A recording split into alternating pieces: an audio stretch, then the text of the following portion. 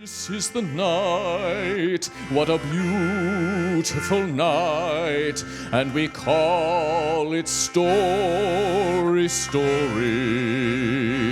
Enter your name, you won't leave here the same on this lovely story.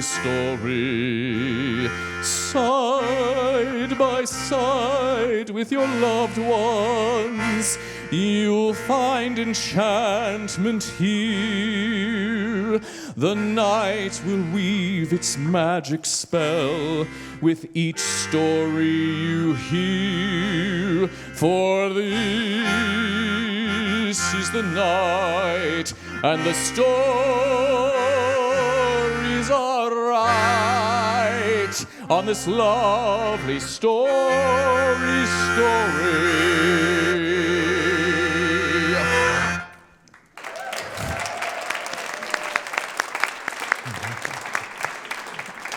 All right, while you're slurping up that last piece of spaghetti, we're going to move on with our first featured storyteller tonight. Now, this featured storyteller has gone through the path that we often see with Story. They started as a story slammer, and just like you can tonight by putting your name in the story slammer pot. Then, actually, this was a little different. They were selected for the Slammer of the Year competition. That year, we were up at the Boise Depot, so we selected some of our favorite slammers from all season long, and then they battled it out. It's our only competition of the year where they battled it out at the train depot. They were on the wrong side of the tracks, and she competed in that. And now tonight, it's her first time as a featured storyteller. So please welcome Michelle Russel.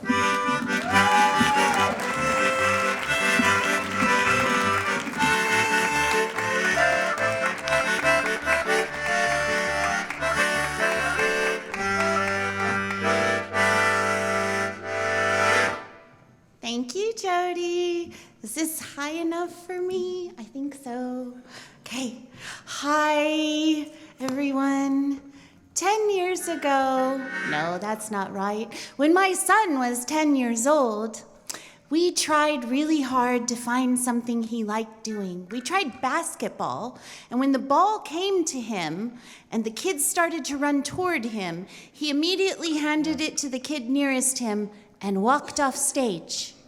We tried baseball, no. We tried wrestling, no. We tried Boy Scouts, definitely not. In 2007, I was recovering from the wounds of a painful divorce and trying desperately to shield my sensitive son from the ruin of everything he knew. I wanted to keep him engaged. I loved my son, but what did he love? We tried painting, better. We tried drawing, better. We tried acting, yes. He did local plays at the Boise Little Theater, at the Shakespeare Festival, and at school. And I was happy to drive around my budding star and wait in the green room day after day, night after night. When he was 17, this same boy wrote a book of sonnets called 155, which was a one-up on Shakespeare's 154 sonnets. I'm the mom who bought hundreds of copies and unabashedly gave them to everyone I knew before I read it. What's that, Papa? Yes, I think Curtis is okay. No, I don't think he actually used black tar heroin. Oh, I read that one, yes, I think maybe rhyme scheme, that one? Yeah, that's probably street cred. We looked in the Boise Weekly for auditions for him to attend. And we found an audition for a musical melodrama. It was called Area 51, the Xmas Files. It was to be held at the Prairie Dog Theater, which used to be up off of Rose Hill. In the back of it was the Veterans of Foreign War, and a lounge area. In the front of it was the Prairie Dog Theater. The Prairie Dog Theater was a dilapidated old building, and it had as many sketchy characters as it had sketchy corners in the building. We walked in, and there was sawdust and peanuts on the floor and a prevalent stale smell. We sat down near the piano to wait for his audition. As we looked around, I could feel his confidence shrinking and his anxiety growing as he took in the adult community theater actor scene. He turned to me and said these faithful words, Mom, will you audition? What? Will you audition? Go up there, fake an audition, make them laugh. Then no one will notice me. What? You want me to audition, and this will somehow help you? Yes, Mama, please. I scooched over to the man who seemed to be the director and whispered, Add my name to the list. Quickly telling him, this isn't a real audition, this is a ploy. This ploy to make my son feel better. He snorted at me and told me I was next. I marched up to the stage. I turned and faced the audience, lamenting all the while that I always get myself into these things. Sing! Sing! Oh no, I don't know the words to any songs.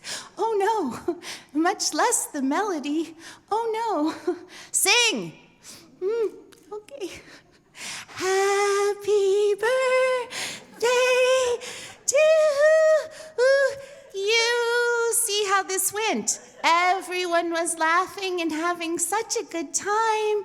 I think they thought I was trying to be funny. I wasn't, but it didn't matter. It worked. Curtis successfully auditioned, and away we went. Later that same afternoon, my cell phone rang, and the director said, We have a part for you. And I said, Oh no, you mean my son. That wasn't a real audition. I can't possibly. I'm not an actor. I work full time. He said, No, we mean you. And I said, No, you mean my son. And he said, We only have a part for you. We only have a part for him if you take a part. Monday morning, I was teaching Shakespeare to my 9th graders on autopilot while my mind actively tried to solve this dilemma caused by this director. He can't give me an ultimatum. There's got to be a way out of this. Shakespeare wrote no love stories, only tragedies. Star-crossed love comes from Romeo and Juliet. Blah, blah, blah, blah, blah. I taught this play for 5 periods a day for 5 years in a row. Back at our first rehearsal 1 week later, seems there was no way out of this dilemma that didn't involve heartbreak for my son.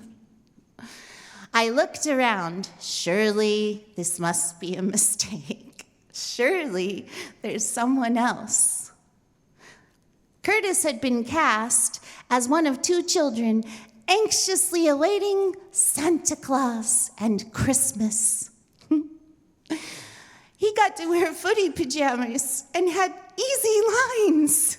I had been cast as Agent Scullery, an X-Files investigator tasked with saving Christmas from the evil Atlas, who was Santa's twin, spelled backwards, of course. I had a whole script of lines, a whole script. And I had to wear an ugly, ill-fitting suit. Okay. I looked around again and took in my cohort. There was a leading man with mouth sores.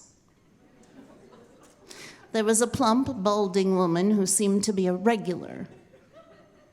There was a long-haired, shifty stoner type.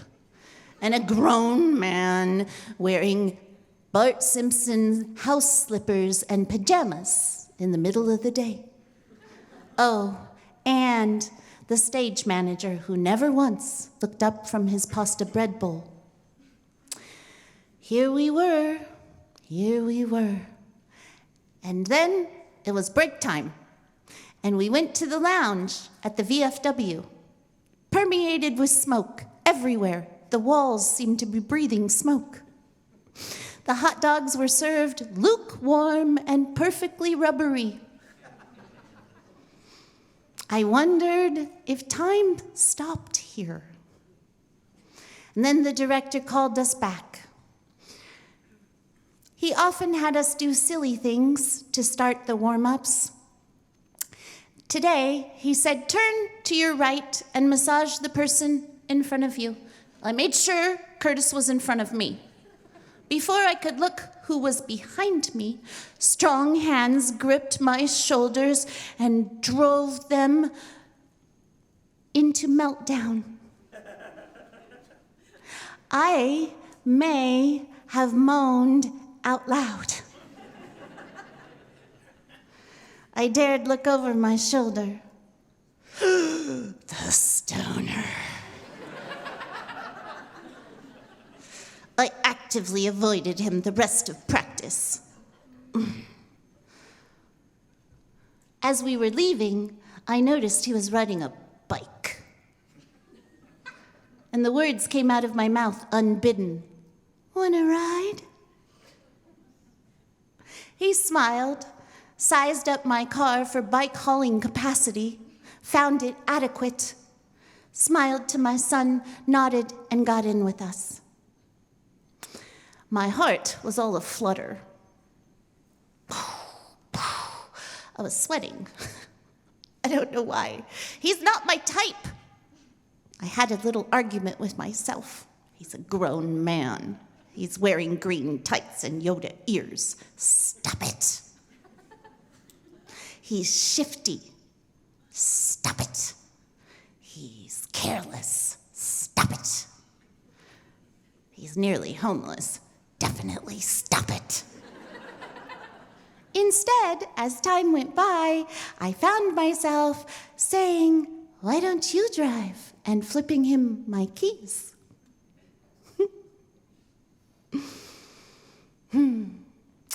13 years from that first fateful touch, and that shifty stoner and I have traveled the world together. We combined our families, my sons, his daughters, all ours. We lost a combined 120 pounds. He helped me stop drinking. And to this day, his touch still makes me swoon.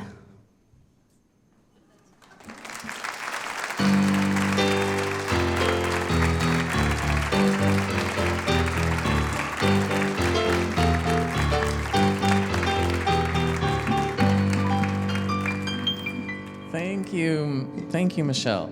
What was the name of your character in that show? Agent Scullery, a kind of a X-Files ripoff. Well, we don't always have prizes for our storytellers, but tonight we have some prizes. And because of your role as Agent Scullery, who I believe was kind of a law enforcement-ish character, we have actually a volunteer that works with us who is involved with this book, and so for your February reading, we have for you a copy of Death by Cop by Wayne Reed. There you go. You're welcome. Thank you. And is the author of the 155, is the author here with us tonight? Oh no, Jodi, he's a film student in Portland. Oh, he's a film student in Portland, Oregon. Very good. Oh, so he still continued with the performance career. Absolutely. That's great. Not a real job then. All right. do we have anybody in our slammer box back there? And actually, while we're checking that, is Aurora Melman with us tonight? She is. Oh, great. We're going to do something so hold off on the slammer box right now because I've got something a little special for you all tonight. We don't normally do this, but it seemed kind of interesting. So, do you want to wear one of my tutus? Sure. Oh, okay. Unscripted, I don't know. You can have the light pink one. It goes, Put it over your head or over your feet? I mean, whatever works. All right, well, we don't have insurance, so. We do have insurance, Jump. We totally have insurance. There we go. All right. So I happen to know, okay, you can sit down now. Thank you. These actors, jeez. So I happened to notice in the Boise Weekly recently, they did their Fiction 101 competition, and there was a 100, so the basic premise, I think, is you have to write a fiction story and only use 101 words. And one of those received a judge's recommendation prize, and I recognized the name because it's one of our story subscribers. And so I said, hey, do you want to come? And we don't normally read fiction here. But she said, actually, it's based on nonfiction. I just changed a few things so I could enter the competition. So we're going to hear a little bit about that as a special treat, getting us into the slammer mood in 101 words. Please welcome Aurora Melman.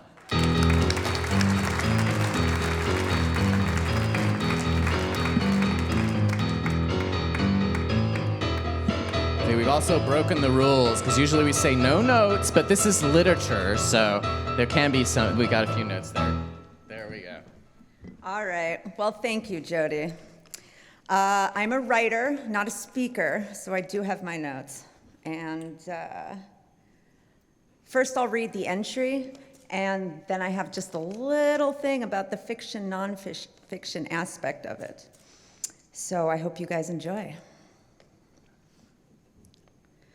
Tonight, camp is a windswept, glass-cold mountaintop. Wind swishes tent fabric. I peek outside. My headlamp beam disappears in the dark like a washed-out road. I miss Evan. I'm backpacking alone to prove him wrong. I'm not better off without him. I click off my light. Wait. Did I hear something? Close? Inches away?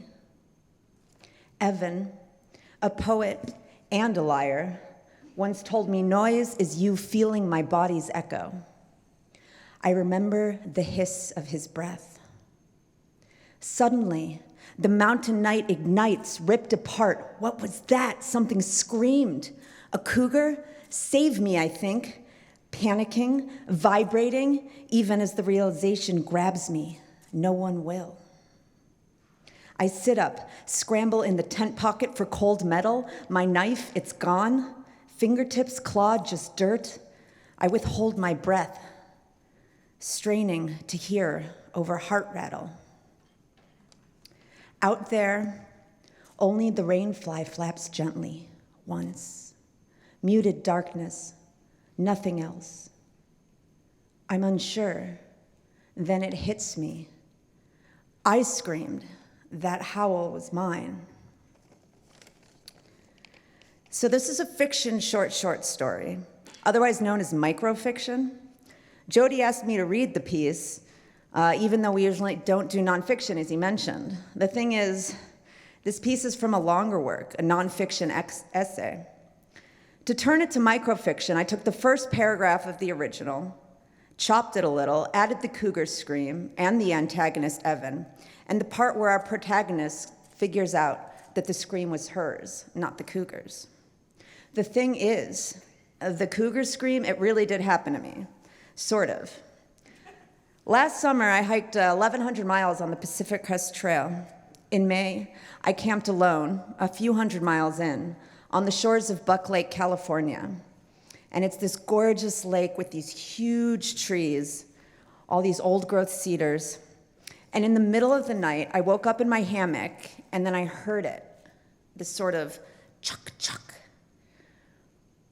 It was rhythmic, a strange night bird, and fear shot through me because I recognized that night bird. That night bird was a cougar making one of its many calls. I'd heard it on YouTube. I slept little that night. So then there's the part with the scream, and that must be made up, right? That part wasn't made up either. A month later, 600 or 800 miles north, I was camped alone again on a little lake in Oregon, way out in the wilderness. I hadn't seen anybody in 24 hours. And sometime in the night, I was wrenched from sleep and my hammock bounced and dropped with me in it, yanked by some hand or claw or monster I couldn't even fathom. And I heard screaming then, dark and guttural and low. I was sure the scream came from whatever animal had tried to rip down my hammock with me in it. As the screams subsided, their echoes rolling away, waving out and widening and running off over the lake, only then did I realize that I had been the one screaming in terror. Those were my cries echoing out in the night. I hadn't even recognized them. I was hardly awake when it happened, and I didn't feel them leave my body. It turned out, in the morning, a knot on my hammock had yanked out while I slept, and so the hammock had dropped about 2 feet, which was terrifying. The moral of this story, if there is a moral, it's the thing about fiction. And the thing about fiction, it is rarely, if ever, fiction alone. It's made-up reality woven in new ways, just as nonfiction, otherwise known as story or memory, thanks to our imaginations, often is many parts fiction. Thank you.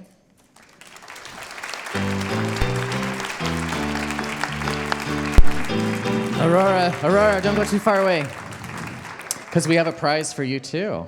Yeah, come on back. This is, as a writer, I think you might appreciate this. This is, in fact, 155, the Poet Whimsy, courtesy of Michelle Russell. Congratulations.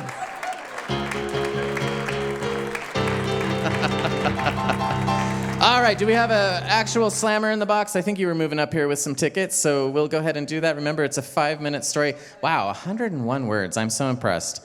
And Aurora, if you could sign, I don't know if there's anyone left at the slammer booth to do the release form. Yeah, 101 words. I can't do anything in 101 words. I couldn't even answer the phone with 101 words. Oh, we have a selection here. Okay. People have lots of star-crossed love stories.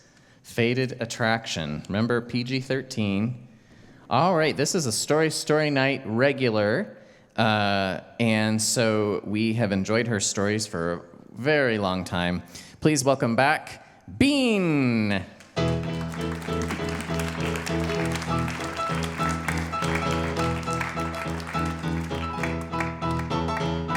Bean has magical powers. When she puts her name in, it rises to the top.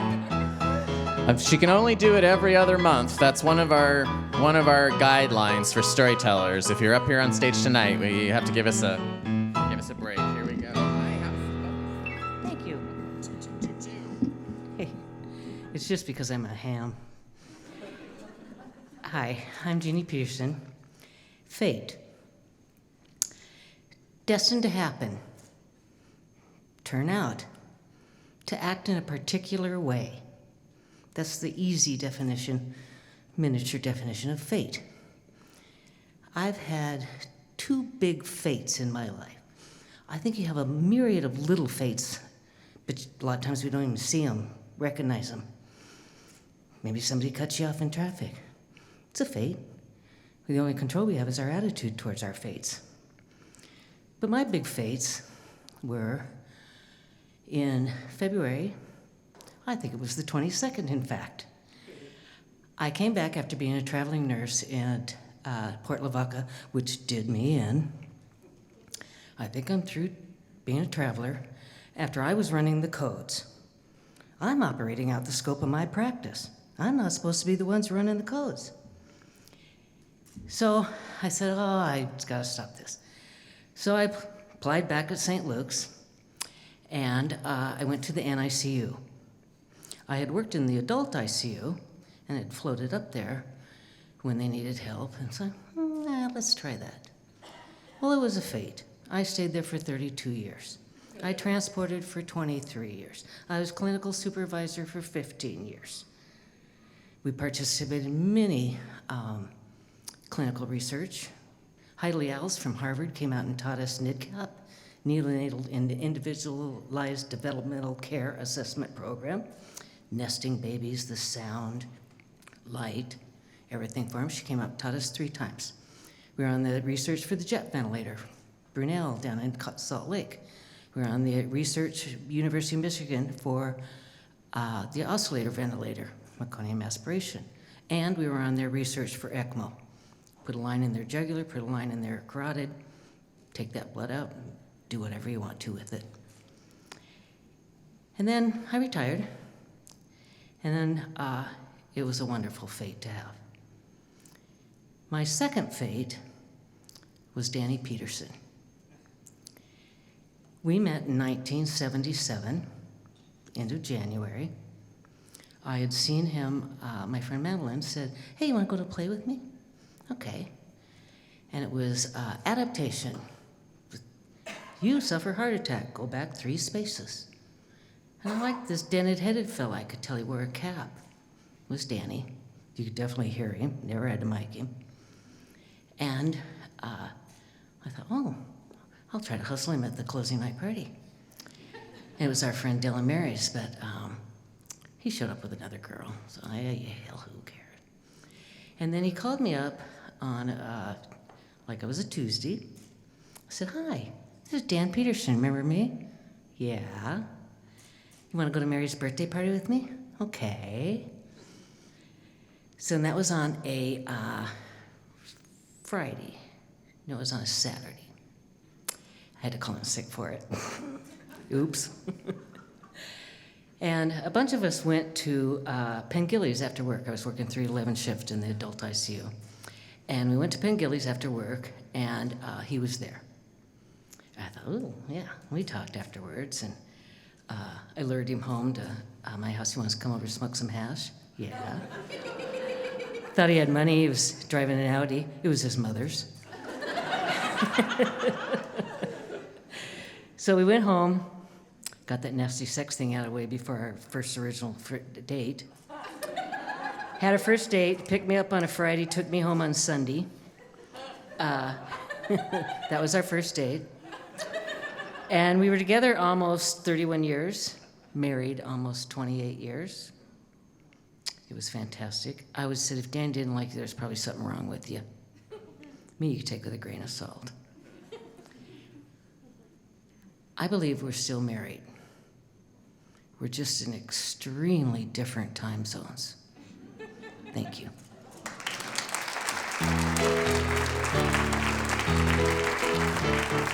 Don't forget your book. 155 sonnets. If you read one at bedtime each night, it's half a year. That'll take you all the way to next fall. I forgot, I was thinking after Aurora's piece, too, that I'm pretty sure on Valentine's Day at the singles bars, I heard some cougars screaming, but... I don't have a drummer here tonight. Okay, all right. Thank you, Ken. Thank you. I'm missing my rim shot. I've got to remember to keep that with me. Let's move on to our next featured storyteller. I believe this is her first time on the Story Night stage, but she's not new to Story. Please welcome Safiyah Markle.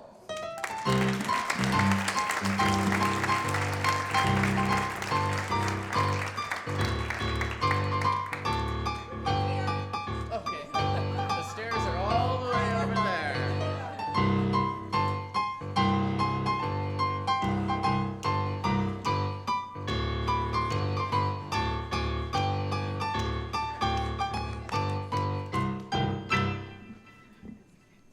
I think it might be I need to lower it. There we go. I'm 5'2". I'm a short one. Big personality, little person. Thank you. Oh yeah, okay, now we're good. Hello, this is my first time ever telling a story, so if I get a little wobbly, just thank you for your support. I went on a 6-week, 5,000-mile love tour, and it was when I returned that I found out the truth. I remember the H1N1 scare of 2009, and I know it seems like just a blip now after what we've been going through for the past 2 years, but he needed a place to stay.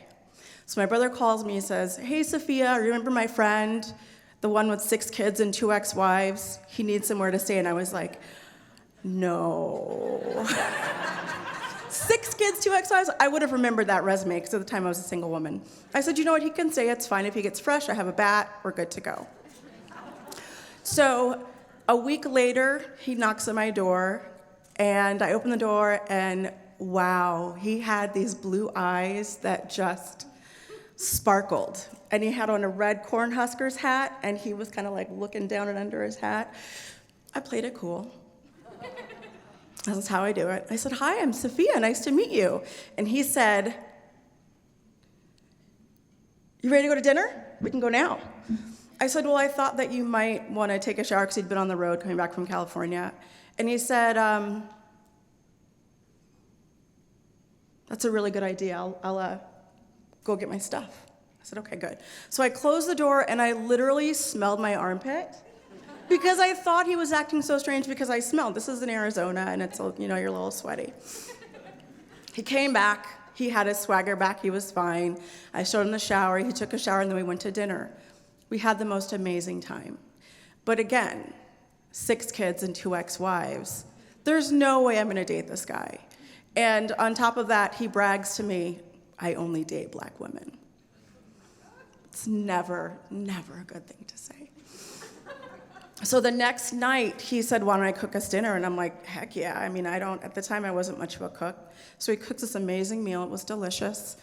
We had fantastic conversation, and then he made himself scarce because at the time, I was a high school dance teacher in Mesa, Arizona, and I was about to go into Hell Week, which is when I have 200 dancers on stage, and I'm trying to get them in the right place at the right time, and I only have 4 days to do it. So next morning I woke up, went to Hell Week, he left, I didn't see him, and I was like, "Good riddance, goodbye bugaboo, I'm done with you." 2 weeks later, he sends me a text. "I think that your show's happening. I just wanted to wish you good luck. I hope it goes really well." And I'm like, why is he bothering me? Like, come on, dude, just go away. Thanks, it was good, whatever. 2 weeks later, school semester's over. I'm rolling into Christmas. I'm super excited, and I get a text from guess who? From him.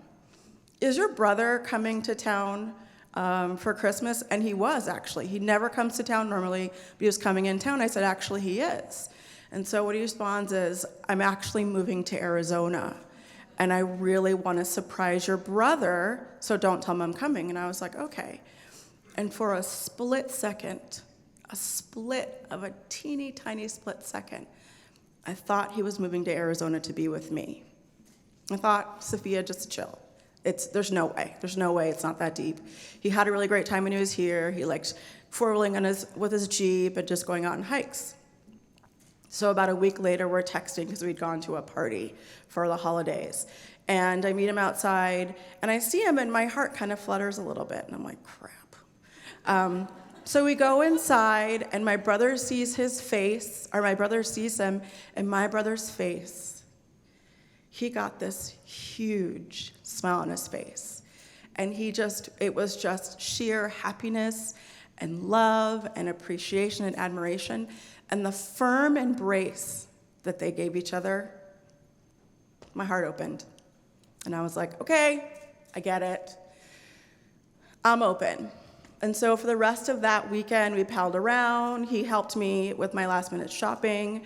We did holidays with my family. Actually, I did holidays with my family. He did whatever it is that he did. And then when my brother left, we started hanging out a little bit more. And the feelings started to grow. And I was like, okay, this is fun. We went on road trips. We talked. We dug deep, like all the bad stuff in our life. We just kind of threw it out. Because at the time, I was like 31 and he was like 40. So we knew that we just need to get it out, because if it's not going to work, it's not going to work. If it is, great. And it just kept getting better and better. In January and February, I actually was performing a show. And so what he did is he actually offered to take me to some rehearsals. He dropped me off some dinner every now and again. He brought me an iced soy chai. And I was like, yes.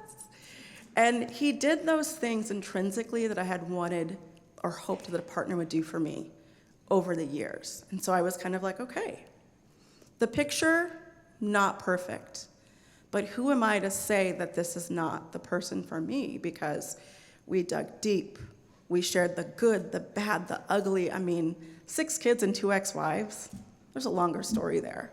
You know, and 31 and not dating for a while and unmarried, there's a story there. And I thought, you know what? I love this man. And my mom loves him.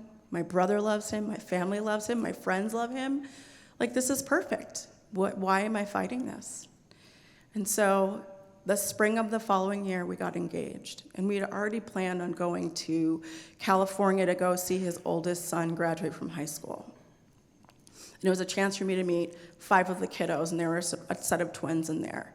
The kids were amazing. They were warm, and they have always been warm and kind and respectful. And I was like, okay, this is great. I met his ex-wife. She was a little prickly. It was prickly. My brother knew her, so I was like, hey, Ramadan says hello. And she was like, okay. But regardless, the kiddos were great, and it was a success.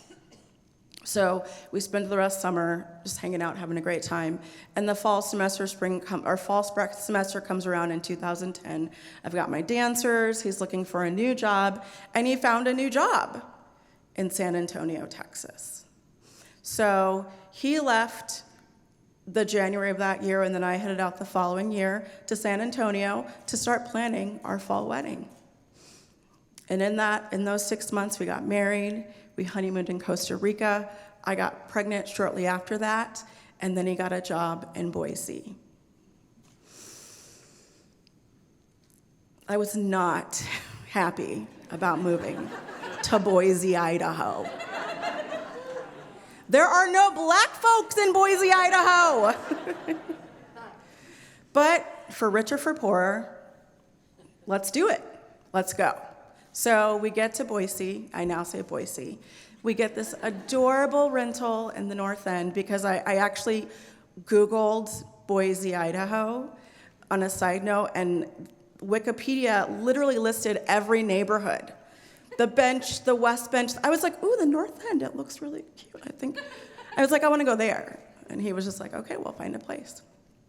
So by August 2012, our oldest Nina was born, and life was beautiful. I joined Stroller Strides. He was in a job that he loved. He was contributing. He worked for the Fed, helping keep firefighters safe.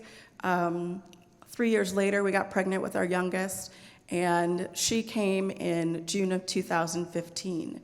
And my amazing husband moved us into our final house, a house that was perfect size for us to grow into, had room for my step-kiddos, and it had a pool in the neighborhood. And he moved us in that house in 3 days, the day before Ella came. And so I walked out like this, and I came back with Ella, and the house was ready to go. And that's what he did for me, and I loved him for it. And over the next year or so, the cracks kind of started to show. And he moved out of the master in fall of 2017, and he said, it's not that I don't love you, I'm just indifferent. And at the time, I didn't even know what that meant. So I said to him, the girls and I are gonna go on a trip, and I would like you to decide if you want to stay, or you should probably move out while we're away. So we went on our love tour to fill my bucket. I didn't know I had a bucket that needed to be filled, but my bucket needed to be filled. So we went to Minneapolis to see my sister, Indianapolis to see my grandmother, Chicago, Omaha to see their sister, Safiyah, and we landed in Salt Lake City to see my really dear friend I hadn't seen in a while. And 2 days before we were heading home, he told me he moved out. He didn't want me. He left. I was crushed. But because my bucket was full, I was able to kind of manage that expectation and the hurt and the pain that came with it. So it was July 20th, 2018, and he liked to keep these memory boxes of events that we would go to, like our first dance performance or a playbill from a show. And so he actually left the memory box when he moved.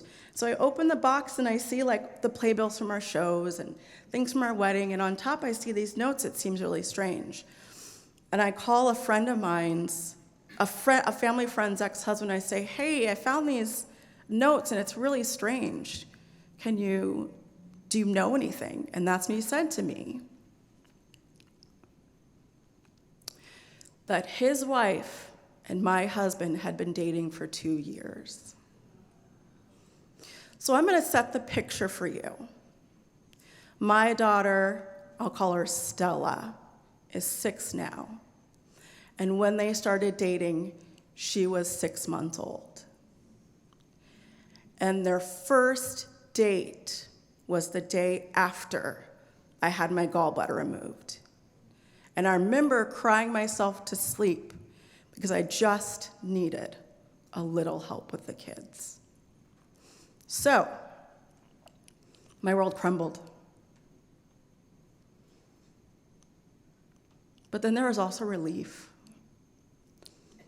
because I knew something was wrong, but I couldn't put my finger on it because I would ask him time and time again, and he would always give me the same answer. And I once even woke him up from a dead sleep. Who can lie from a dead sleep? I can't. I woke him up, blah, blah, blah, blah. Same answer. And I was like, okay, then I've done everything I can. So, from the day he met me, he started doing something called love dumping.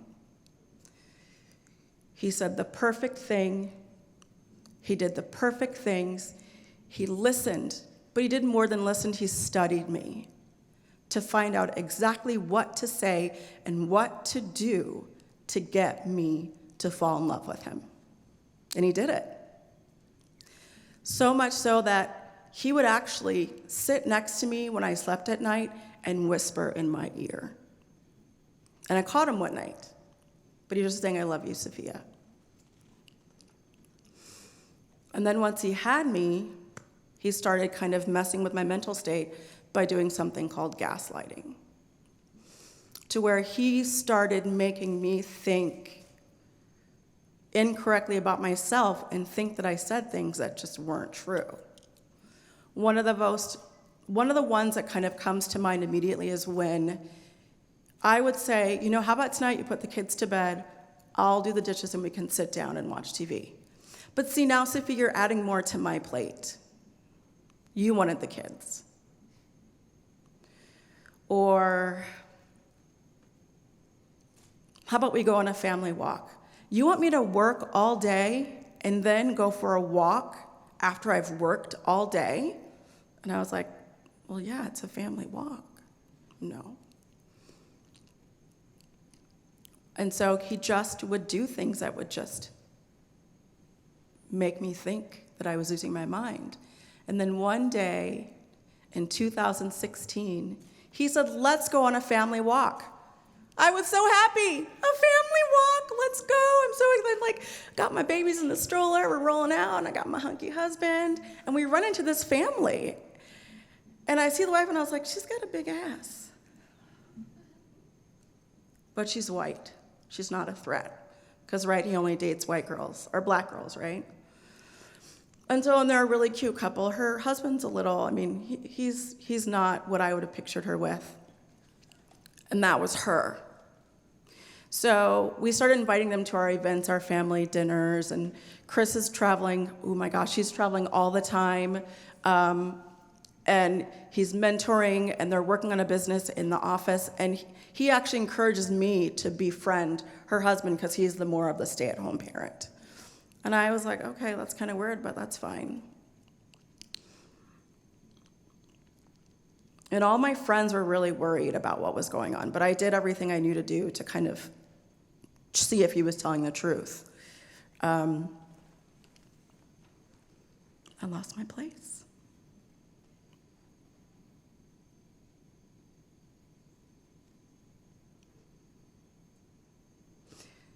But the reason why I missed the signals is because I was doing my best to be a good mom, be a good wife, and I was actually suffering from postpartum anxiety. So I was literally just bouncing off the walls trying to do everything right, which I found out later. So in the end, he left. He left me. He discarded me. He used me for my body, my mind, my finances. And then in the end, he groomed another woman to take my place, and he left. And he left everything: a house, his father's ashes. Originally, when I would share this story, I shared it because I didn't want to be alone in the trauma of what it has done to me. And then I shared the story because I was embarrassed, but I wanted him to be embarrassed, which he wasn't and still isn't. And now I share my story because the cycle of abuse has to end. And so in those moments when I hear the echo of his voice, I can silence it more and more. And in those glorious moments when I sink into self-assurance and happiness, it feels so pickin' good. And finally this, I found love. My children. The love of a child is so pure. And for me, that's a perfect place to begin again. Thank you.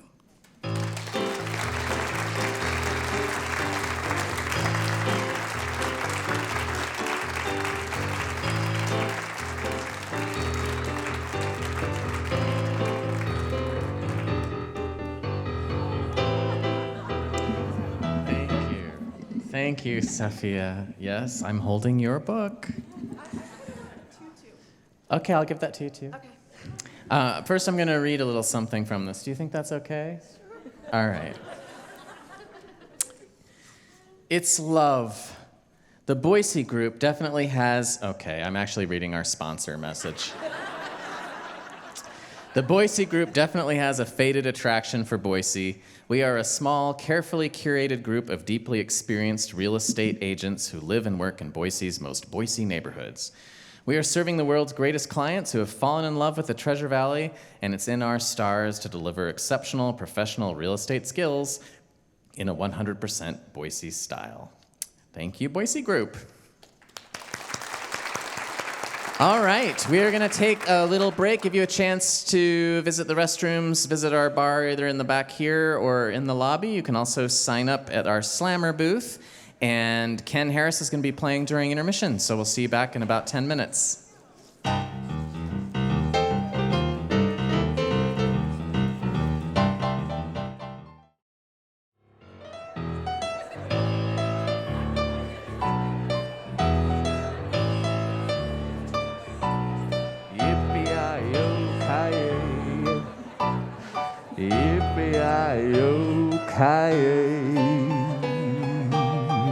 Ken Harris.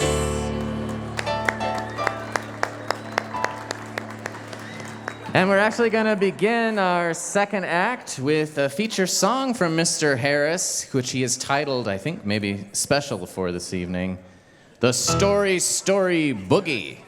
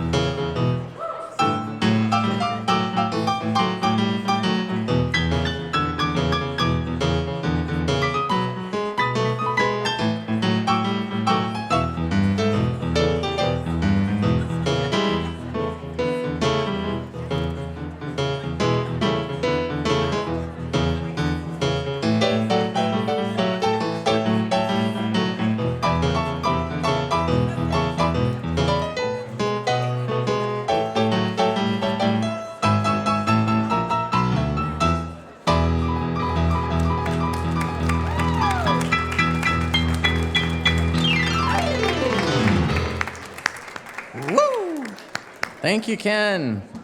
All right, let's have that slammer box boogie its way on up here. And we'll start with a slammer in our second act. See who we've got in there. Ready to share their story on Star-Crossed Love, Stories of Fatal Attraction.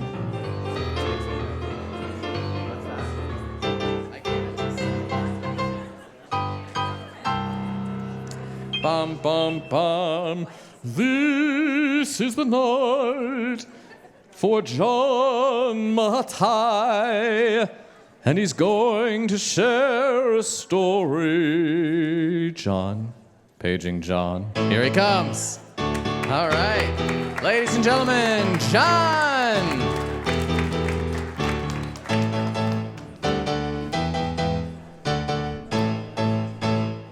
That's about the right height.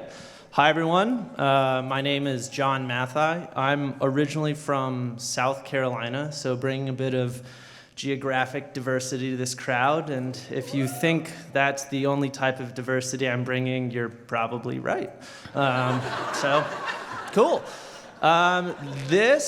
So I grew up in a small town in South Carolina, and the way things work there is your mom or your dad knows someone who knows someone who knows someone, and they're going to do something for you in return for you doing something for them later. And that is how I got to go to Ecuador when I was in between 8th and 9th grade for a summer. There was a very well-to-do private school in Atlanta, and my school administrator knew their school administrator, and it was essentially a subsidized trip to a foreign country with a bunch of strangers. So I was like, great, I'll do it. So I show up at the Atlanta airport, and there are 5 other students that I have never met before, never texted before. I didn't have a Facebook, so I couldn't stalk them. And they're at the gate talking with their parents, saying goodbye, and I walk up to the chaperones, and I'm like, hi, I'm John. And they're like, great, nice to meet you. Where are your parents? And I was like, they dropped me off at the door. I don't know, I'm coming back, right? So I go to Ecuador, and I learn Spanish, and there are 3 guys and 3 girls. All of us are roughly the same age, and you can kind of see where this is going. And there's this one really cute girl, and like throughout the course of the summer, we're talking in Spanish and in English and getting to know each other better and doing all the fun, young, lovey-dovey stuff that you can do when you're in a foreign country, like go for walks and make out and hold hands. And so because we were such a small cohort, the chaperones, and like by the end of the session, they had really developed a lot of trust and respect for us. And so we spent the last week at a small beach town in Ecuador, and they were just like, all right, just don't do drugs and don't get pregnant. And I was like, those are the same rules my parents gave me, so I can abide. So we spent the week like hanging out in the hammocks and like hanging out with the locals, and it was great. And you know, I was in between 8th and 9th grade. Like, sex was like on the mind, but not front of mind. I was like, I don't know, never done it before. I was the oldest, so I didn't have an older brother or older sister saying like, do this, don't do this. So I was like, all right, well, we'll see. So we go to Quito, the capital city, to fly home. And we have 3 days in the capital city. And they put us up at a relatively nice hotel. And all the chaperones are women. And we get into the lobby, and the 3 guys, we all look at each other, and it dawns on us that one of us is going to have their own room, because there's only 2 people to a room. And so we check in, and the chaperone hands me my key card, and then hands the other 2 guys their key cards. And I'm looking at this like, you have got to be kidding me. Like, I am not a lucky person, but this makes up for it. So we go to dinner. They like take us out to dinner, actually in the hotel at the restaurant, the whole group. And at this point, one of the guys had ended up developing a thing for the niece of the host family. And so they were a little pair, which was hilarious because he spoke the worst Spanish and she didn't speak any English. So it was a purely physical connection. And then there were some other goings-ons. So we all hang out and we watch a movie, and it's fun. And then I start to stumble my way through the conversation of hey, maybe if you're interested, would you want to come back to? And there was no shh, yes. It was no, I'm gonna let you finish fumbling your way through this, because this is great. And I did, I finished, she said yes, and so we go back to my room, which had a really nice view overlooking the city, and I put on another movie or whatever, and I will keep this PG-13, I promise. We're in bed, on top of it, and I'll never forget, I'm on my back, looking up at her, and there's this mutual, this bloom of understanding and desire and just urgency. So we both bolt from the bed and run to the bathroom, and she starts vomiting in the toilet, and I start vomiting in the tub because I felt like giving her the toilet was the gentlemanly thing to do. So we finish with round one, and we put our clothes back on. I walk her back to her room and proceed to waddle back to mine, and the whole cohort is bedridden for the next 2 days with the worst bout of food poisoning I have ever received in my life. We did not sit next to each other on the plane. They managed to get everyone aisle seats for easy bathroom access. And I never talked to her again. Thank you.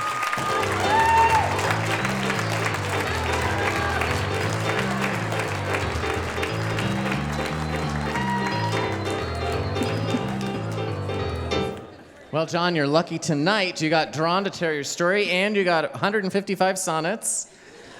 Oh my gosh, I was so uncomfortable during that story. Food poisoning was a relief. I was like, oh, thank God. Food poisoning.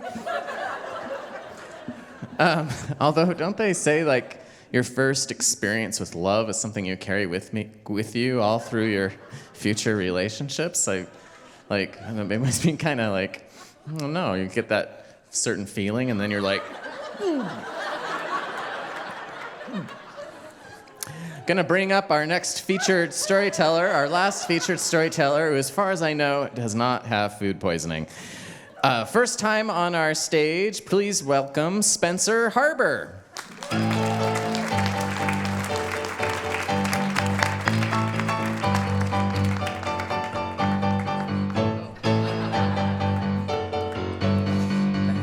Thank you.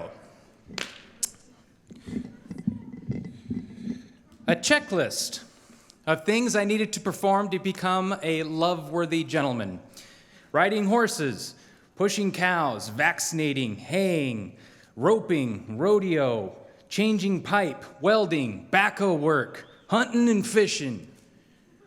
I did all those things, but I certainly didn't love them.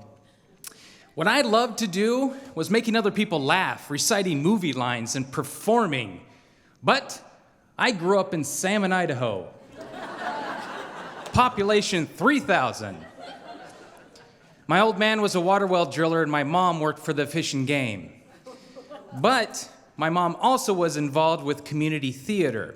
She was an actress and a singer, and later she was a director, and she helped guide me into a life on stage. I first started when I was 6 years old, and then being on stage and performing is where I felt like my true purpose. Well, in the big city of Boise, I was right there, living my purpose, performing as a car salesman. Oh, I was still acting. "Oh, yes, sir, of course, we will cut the price of this car down and make it fit in your budget." I also played the part of a successful provider. I mean, I had an iron shirt, iron pants, nice shoes, baller watch, coiffed hair, looking sharp. I also had 2 cars, a nice house. I had beautiful twin girls. I had the perfect companion. Check, check, check. Well, over time, my relationship with the companion, it became toxic. She had been a heavy drinker and just becoming more and more vehement, more deceitful and violent. And I had to make the break. And when I broke the news to her, I went to work, and she had taken the kids and barricaded herself inside of our house and called the cops and claimed she was being abused. So when I went back to the house, I realized that I was told that I could not enter the premises or I could not see my kids. On pure conjecture, I lost sole custody of the kids. I couldn't see them, even though I was, at the time, a stable breadwinner. So I was at the mercy of a volatile ex with wildly swinging emotions. So this made pickups and drop-offs with the kids a near impossibility because a lot of times the authorities were involved and everything was messy. And everything, all the circumstances surrounding me at that time made me sour. And being a sour car salesman, never a good thing. So I started calling in sick, which technically wasn't really a lie because I was sick of harassing people, trying to come up with witty comebacks to, "I'm just looking." So I started ignoring my sales manager's phone calls telling me to come into work. I just stopped going. I ignored his voicemails. I just didn't care anymore. I didn't care about a lot of things. I didn't care about haircuts or regular showers. I definitely didn't care about paying any bills or answering my mail. My car got repoed. I let that happen. My house was foreclosed. I was like, take it. I moved 5 times in as many months, sold off everything that I owned and scraped up just enough money to afford rent, a 450-foot shack on Hayes Street behind a house there in the North End. I lived completely broke. I was stressed to the gills. I was still gaining weight like crazy. And I think that's because Papa Murphy's accepts food stamps. So I was just at the edge for just long enough. I made friends with the bottom. I mean, it was just right there. My kids were gone, and I had no identity. Some friends of mine had become DJs, and they introduced me to the electronic music scene in Boise. And it was there that I sought refuge. And the music just made me feel at peace, and I could just avoid guilt and shame and pain just long enough to flow into a better feeling. And I felt super comfortable at these parties, walking amongst all these lonely, broken souls in the dark, all hoping to cash in on some form of ecstasy. And massage was a universally accepted currency at the time, and I got real good at it. I loved giving massages. I would massage the shoulders and feet of previous partners in my life, and I found that it always relieved a lot of my stress. So when someone would ask me for a massage at these parties, I set my hands at 10 and 2, and I taxied these people to places far, far away. And the fare that I received for having given said ride was the praise that I longed for. And then one night, after giving a massage to a good friend, she told me, "You should do this for a living." So, what has 2 thumbs and still has a bunch of student debt from Apollo College? This guy. I studied massage therapy, I studied A&P, I got to wear scrubs, I smoked weed with my classmates on breaks, and then we would get together at labs and all massage each other for experience. It was fantastic. At massage school, I made a friend. He had a rock collection he liked talking about, and I loved saying movie lines to him, and it was kind of a good relationship, but mostly we would swap stories about psychedelic experiences and how they shaped our reality. and we became real close. One day, he told me that a friend of his, an uber-loyal and dedicated deadhead that had claimed to have been to over 1,000 concerts, had gifted him several reams of this orange sunshine blotter acid. He kept it sealed in a metal barrel in the middle of a cow pasture where he dug and buried it and kept it buried in this pasture since the 60s, man. I was intrigued. Who wouldn't be? So, days later, my friend gave me 2 little bits of piece of paper, and he said to use that at my discretion.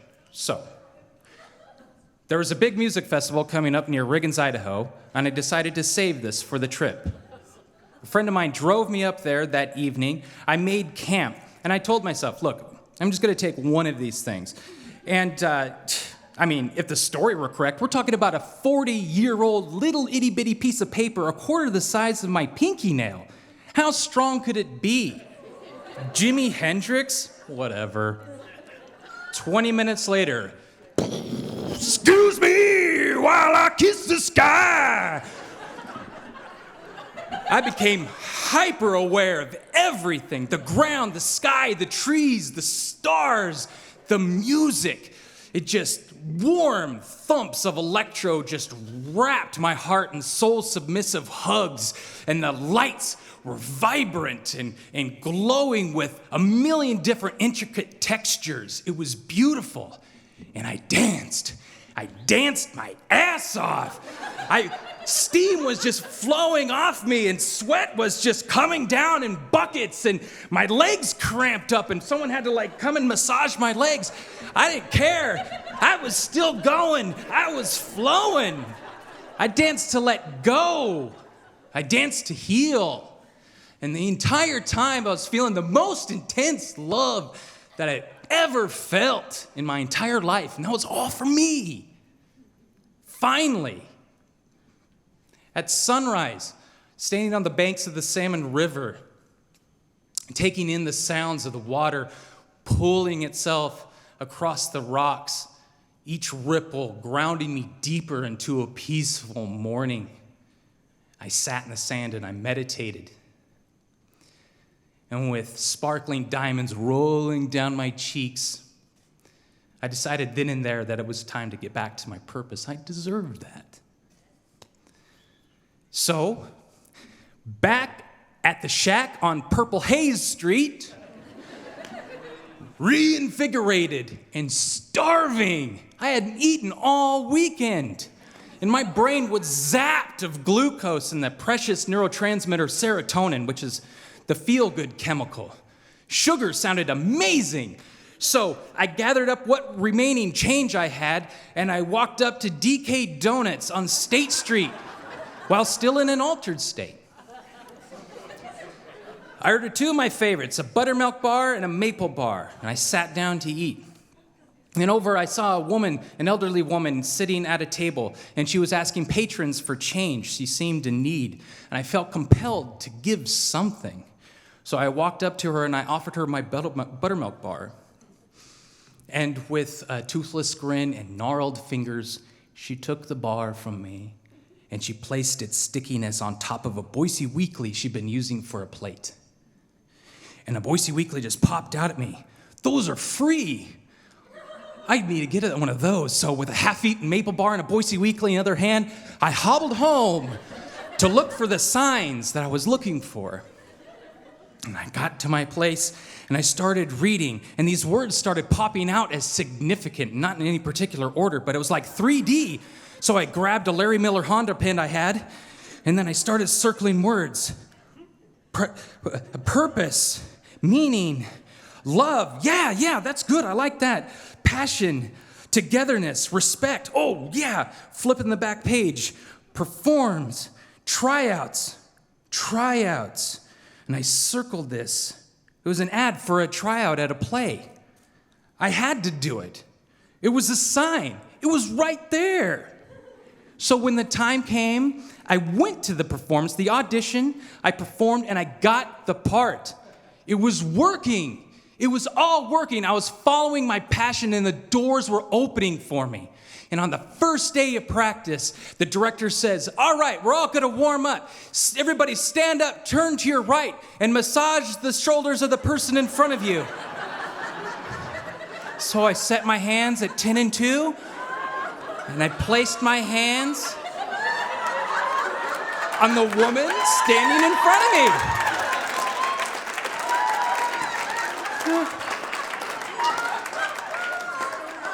And her shoulders are wound as tight as piano wires. But my warm grip melted her into a deep guttural moan. Oh yeah. Still got it. After practice, the woman saw that I rode a bike, and she asked, do you want to ride? So in my head, I'm going, of course Tubby wants a ride. So I loaded my bike in the back of her Pontiac Vibe, said hello to her son who was reading Harry Potter in the back, and we drove home. And on the way, she was just chatting. We were sharing stories, and she was talking about her time teaching in Los Angeles and Hawaii.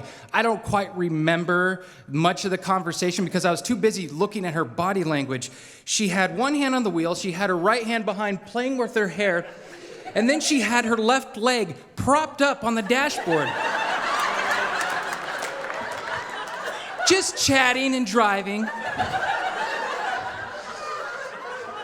Now, I'm no body language expert, but seemed like she was open to my company.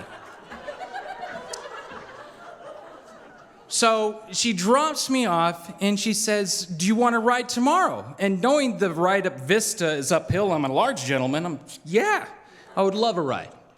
So the next day she shows up with her son to give me a ride. She flips me the keys and goes, I can't stand driving. Would you drive? Of course. And I felt so warm that this woman trusted me to drive her and her child. And that was our arrangement through the entire play. And it's still our arrangement today.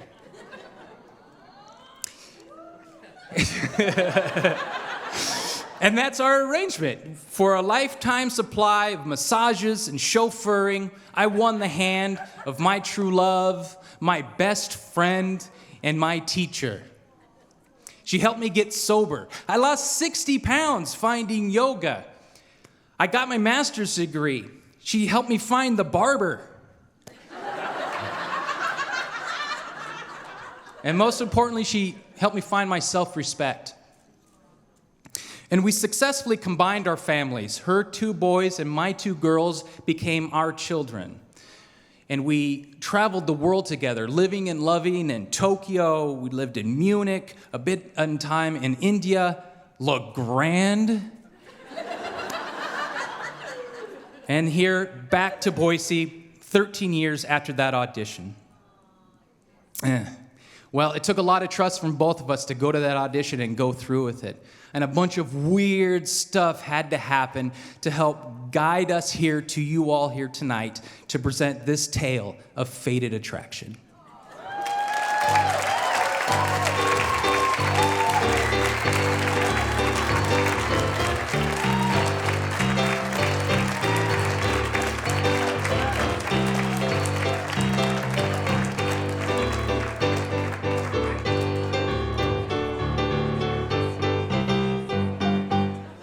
So excited for you guys to find that moment.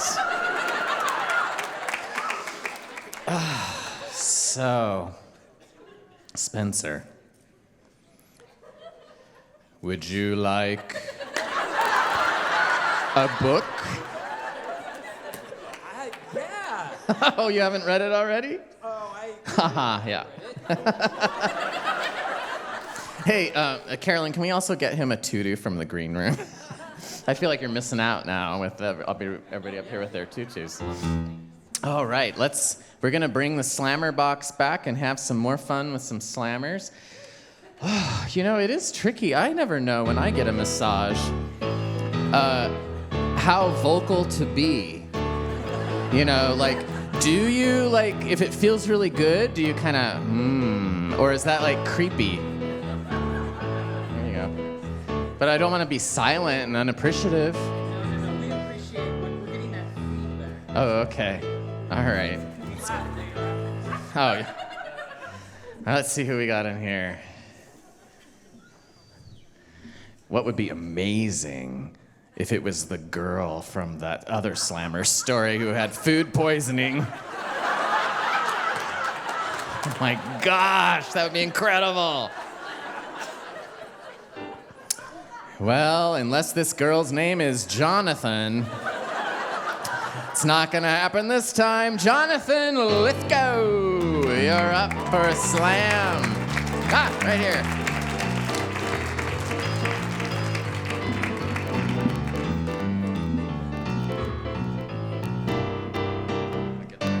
All right, good. Cool. Hi, everybody. So I do have a food poisoning story, but mine was in China, so I think we're okay. I'm actually here with my first love. Her name is Abby. She's sitting over there, and we met when we were going to West Junior High School, which no longer exists. But stayed really, really, really close best friends ever since.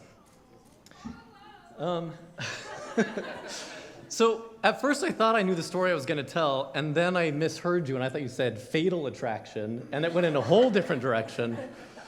Oh, I was wrong. It's faded attraction. Oh, okay, great. So with fated attraction, that got me thinking. And you know, I think all of us think of fated attraction, and we hope to find what these two found. And I think we all hope that we don't see tragedy, and that we don't see the heartbreak. But I think that's the thing, is that I think when we get to our stories and it's not exactly the happy ending, I think really we have to wonder if our story is over yet. So I'm a Boise guy, went to Bora High School. My dad went to Bora High School. My mom went to Boise High School. We've been here for forever. And I met my wife about 15 years ago now at Boise State. She walked into my political science course and couldn't take my eyes off her. I think I turned around and I looked at her walking to the back seat and I just stared. It was one of those things where you couldn't resist. And I'm kind of forward and I kind of just jump into things. So in the middle of the break, I ran up next to her and I said, "So, are you gonna sit down, are you gonna move down by me or should I move up by you?" And in that momentary stall, I said, "I'll grab my stuff." I grabbed my stuff, I moved up, and we started dating immediately. Within 2 months, we knew that we were going to get married. Within 4 months, we were engaged, and a year later, we got married at the Boise Botanical Gardens. And to wrap this into a 5-minute story, it's a much longer story.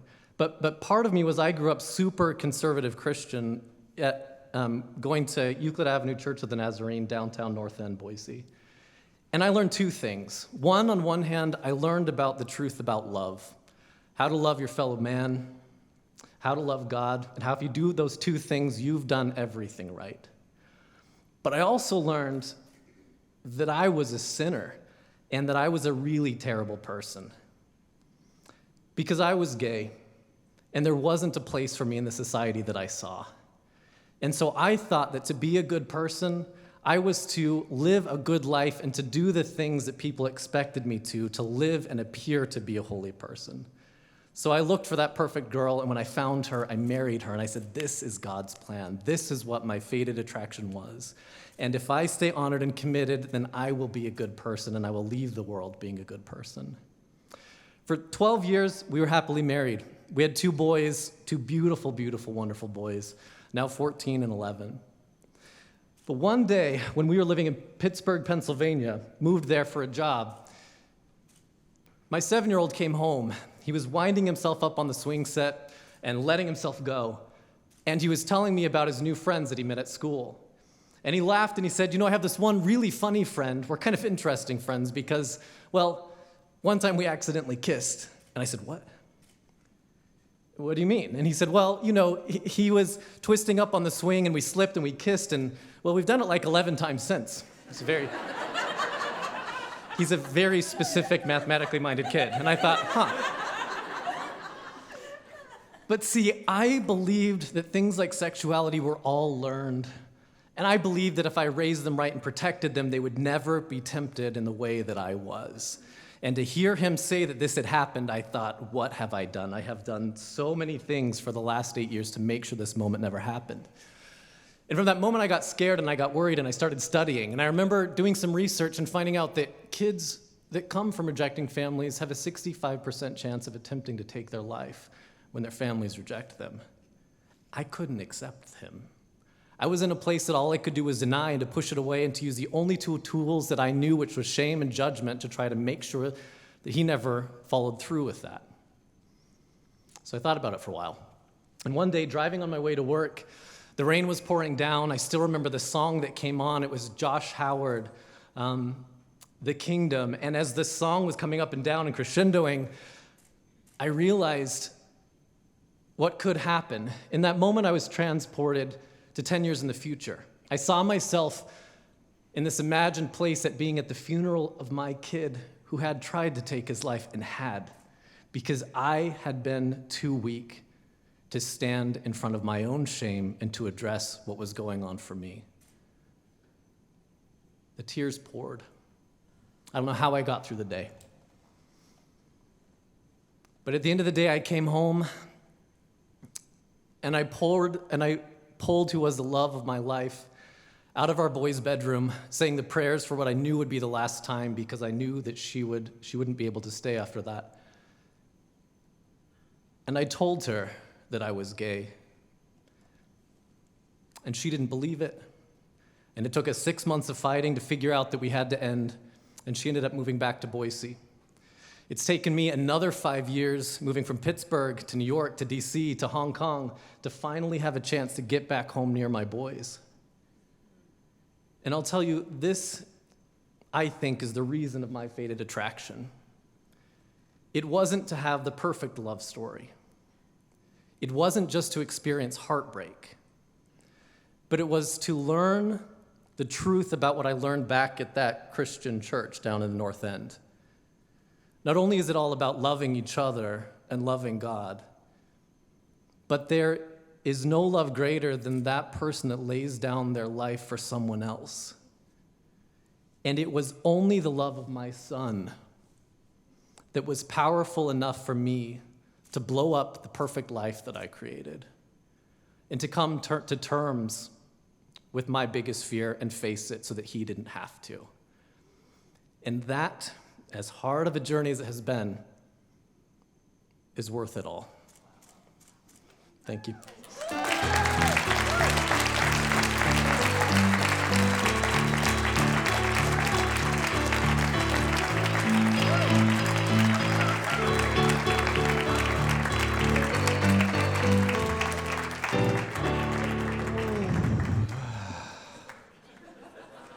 The night will weave its magic spell.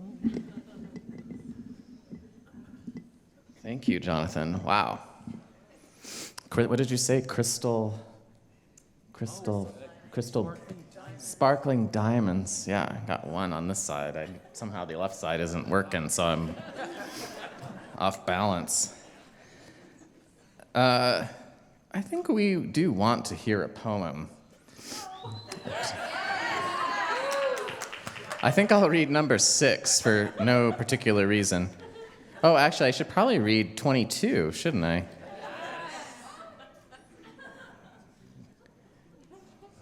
Oh boy, I hope this is good. Sonnet number 22 by Curtis Matthew Russell, from 155, The Poet Whimsy. I've got a lot of jumbled sentiments. Addicted to those camels, got bad breath. I'd even whipped out my tin of mints. I'm just another to die a sad death. If you plan on dancing on my tombstone, then you better wear those stiletto heels. You've got no trust, ripping envelope seals.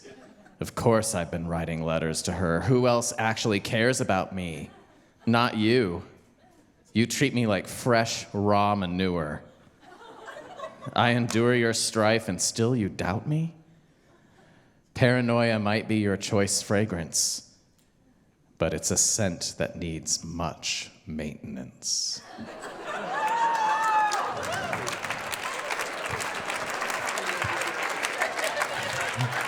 Number 22, everybody.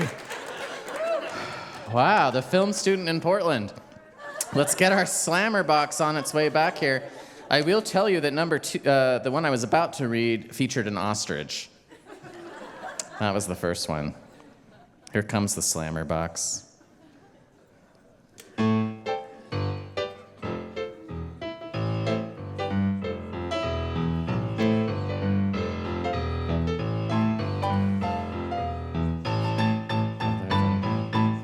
Thank you.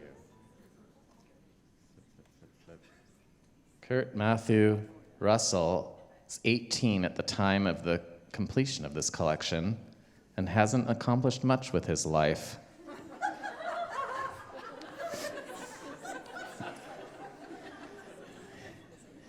Let's find out what this person has accomplished. Please welcome Abby Stimpson. Abby. Yeah. Oh, on this side, you have to walk all the way around. This will soon be yours.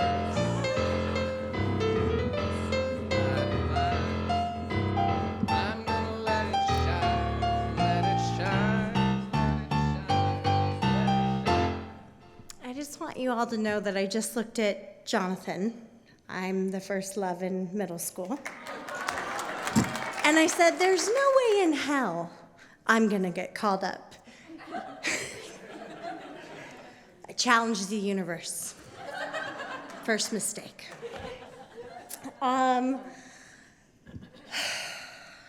This is my first storyteller's night. I've never been to an event like this. I've definitely never spoken to a crowd, so I feel a little nervous. I'm not as eloquent as he is, but I do have a story to tell. So I've been married for 20 years. I have 5 beautiful boys. And our youngest the other night is 7, and he said, Mom, how did you know that Dad was the one? And I said, Jack, I didn't. I actually thought he was really cocky. And with no, good reason. Have you ever met someone that's just, so full of themselves and you're like, what am I missing? You're like, good for you. Confidence is good. Congratulations. But, what am I missing? That was my first impression. We met through mutual friends, and I remember Jonathan and I had actually just broken up for the umpteenth bazillionth time. What we didn't understand was that we were best friends, and now it all makes sense. But, really. So, anyways, my mutual friends wanted to get me out of the house because I was feeling sad, and they were like, come to this party, and I was like, I don't really want to, but I will. And they came and picked me up, and they said, there's this guy there, and he's just kind of annoying, kind of cocky, kind of full of himself, just ignore him. And then they were telling me about some of the other people at the party. Well, we show up at the party, and this guy walks up to me and instantly starts talking to me, and he's wearing a Mr. Rogers t-shirt. And on the front it says, can you say nifty? And on the back it's got Mr. Rogers giving you a thumbs up saying, I knew you could. And my girlfriend's like, no, that's him. And I'm just like, great. So I don't know how to be rude. It's not something I was blessed with, so I'm trying to be polite and cordial and okay, thank you. So we visit very briefly, and then I enjoy the rest of the party, and I don't really pay much attention, but he keeps kind of popping up here and there. How do you massage my shoulders? That would have been the end of the night, but that was another day. So anyways, I wanted to go home. I still was just, I was young and heartbroken and very dramatic about the whole thing, so I just wanted to go home and wallow in my pity. And I told my girlfriend, I'm going to go to the bathroom, and then I want us to go. And so when I was in the bathroom, he goes up to my girlfriend, and he looks at my girlfriend, Jessica, and he's like, give me your friend's number. And she's like, no. No, you're not even her type. And then Jessica gets up to go do something, and he looks at my friend Nanette, and he's like, Nanette, just give me a shot. Give me a shot. Give me your number. And she's like, look, I'll give you her number, but don't tell her I gave you her number. She loves to take credit for the fact that we've been married 20 years. Loves to, and I'm like, you're the girl who didn't want anyone to know you gave him my number. So anyways, long story short, I remember our first date, and we went to Cafe au Lait, of all places, not super romantic. But I remember us just talking, and he felt like an old friend. And I had never dated someone that looked at my eyes when I was talking. I had never experienced someone wanting to know my story, who I was, why I was the way I was, and it was really overwhelming. And I remember going home and telling my mom about it. And my mom said, be careful, that's how it starts. I didn't like that because I was very young. I wasn't looking for anything serious. But this young man was persistent. One thing about my husband is if he wants something, he will achieve it. He's driven. He's the most cocky nerd I've ever met in my life. You guys, nerd. He watches this cartoon called Naruto. I'm not even sure if I'm saying it right. And I'm like, what are we watching right now? Okay, I'm sorry. See, I'm already offending someone in the crowd. I'm sorry. He's like, it's such a good show. It's all about family. And I'm like, it's just really dramatic. But I love it. And our opposites blended so beautifully. And I recently thought back to, I had a father that I've lost from cancer. I've lost a mom and a sister to suicide. I've had a lot of heavy, tragic things happen in my life. And I was thinking the other day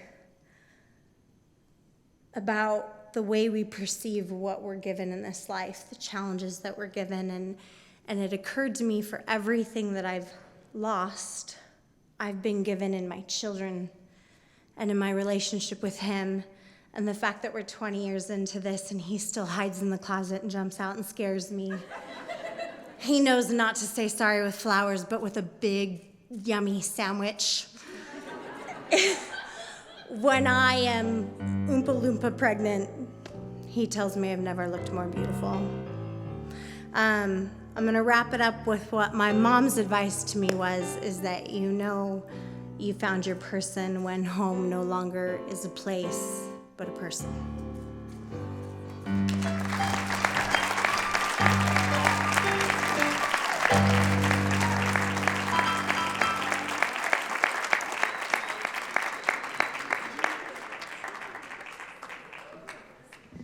The reason we only have stairs on this side is so I can catch them with the book and still when they get to the front here. We're gonna need the slammer box and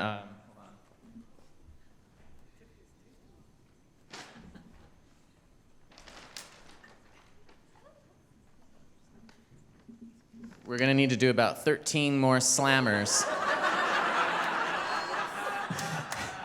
Because I got 13 books to give away. Do we have enough to make it? No, I don't think we do. I can give them each 6 books. All right, Sam Lewis, you're next up. Sam.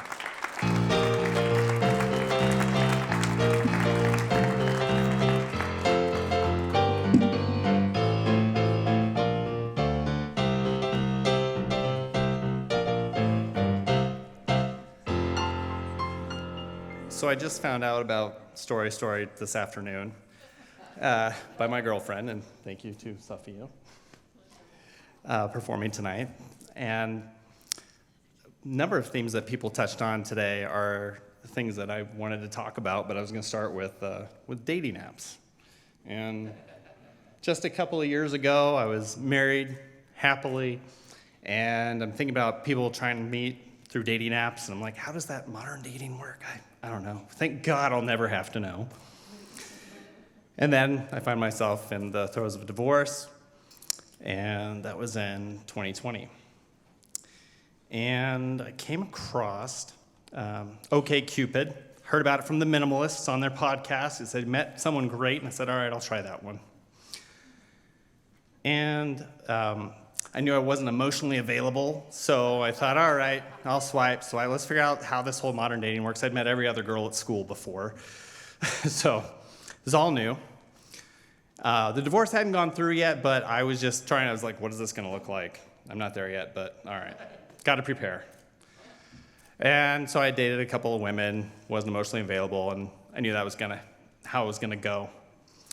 And then it was, my divorce had finalized, it was later in the year, I'm still not looking for anybody.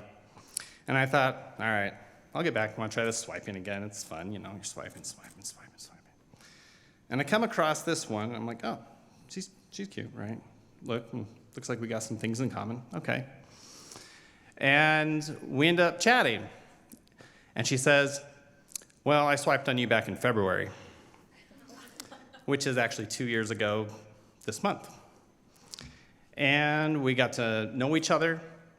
And when we talk about fated to be together, find a lot of things that we have in common that are very interesting. She's 6 days older than me. We're both born at St. Luke's, and we have a running joke that we were high-fiving as our moms. My mom was going in, her mom was going out. So it was a C-section, they stayed a few days, so right, we met 6 days. Pretty close. We think there was a high five. And then we found out that, she went to Silver Sage, I went to Amity. We grew up in similar areas, but not quite the same. And then we're talking about her brother going to Indian Lakes Pool, and I swam there every day, every summer growing up. And we found out just through discussions, we'd probably cross paths a whole lot of times.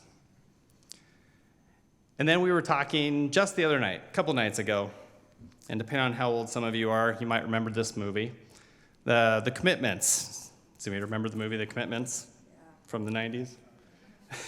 Early 90s. We were like 9 years old, and somehow our parents were watching it, and we're like, let's watch this depressing movie about music and musicians and drugs and things like that. And she told me about a music artist. We're listening on the radio, and I said, oh man, that sounds a lot like The Commitments. So I pull it up on my phone, and she's like, seriously, I didn't think anyone else had ever listened to those songs. Got Mustang Sally. And I guess what I've come to know in just the last year and a half, I wasn't sure that I was gonna find love, at least not this soon. It does seem like the universe does line things up, and she knows that. She's probably laughing. Someone said, of course, I didn't think I was gonna get picked. Of course I got picked for tonight to come up here. And she's my best friend. And as someone else had mentioned just before about home is not a place, it's who you're with. And we tell each other all the time, we're very gooey and sappy, and it never gets old. And we know that, and we love being able to be like that with each other, but it is to say, you're home. You feel like home, feels like home. We spend all this time together, and I have 3 daughters, she has 2 daughters, and we have a lot of daughters together. There's a lot going on. They kind of overlap in ages, but from 7 to 16, and I'm excited to see where it goes, but it feels like we crossed paths a lot and finally found the moment where we would get together. So, yeah.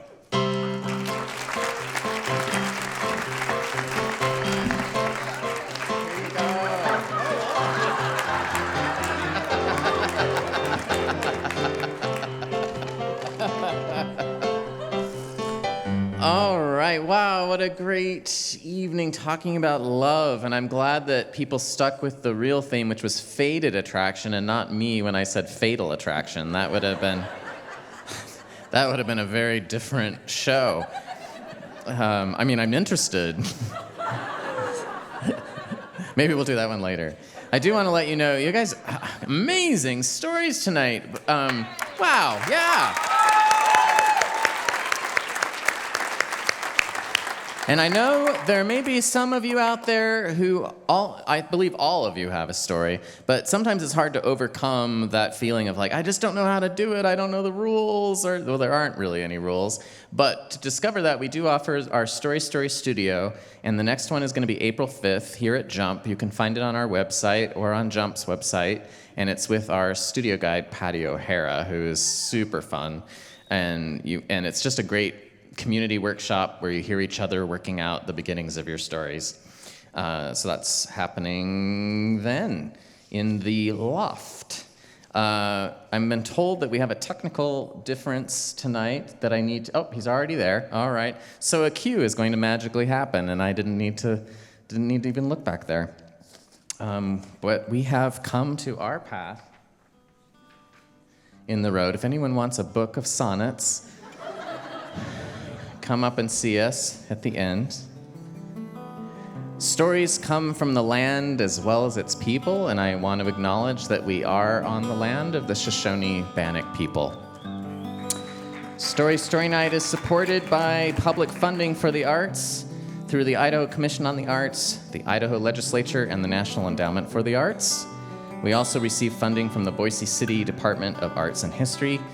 Remember, you can listen to podcasts from all our shows. Those are on iTunes, Stitcher, SoundCloud. Go to storynight.org and click on podcasts. You'll find it there. We also have a radio show, which typically plays the Radio Boise the Sunday before our live show. So we just had one this last Sunday. It's Story Night on Stray Theater. And if you want to see our previous shows or watch this one again, you can subscribe to our YouTube channel. And those videos come out a week or two after the show.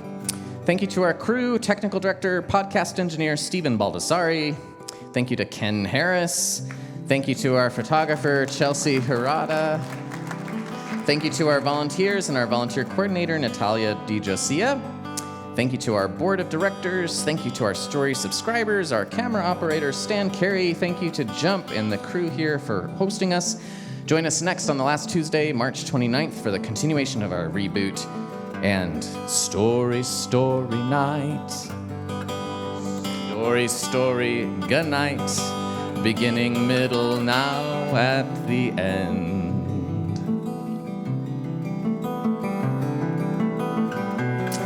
Authentic,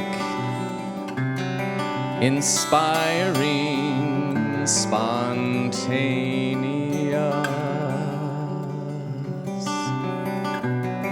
So thank you.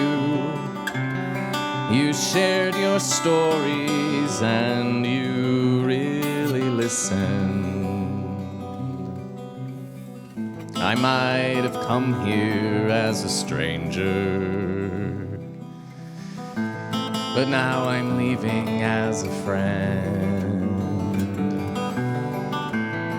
There's more. Here it comes. Almost there. And so the story never ends. Thank you for being here tonight. We'll see you for Rebellion. Story. Good night.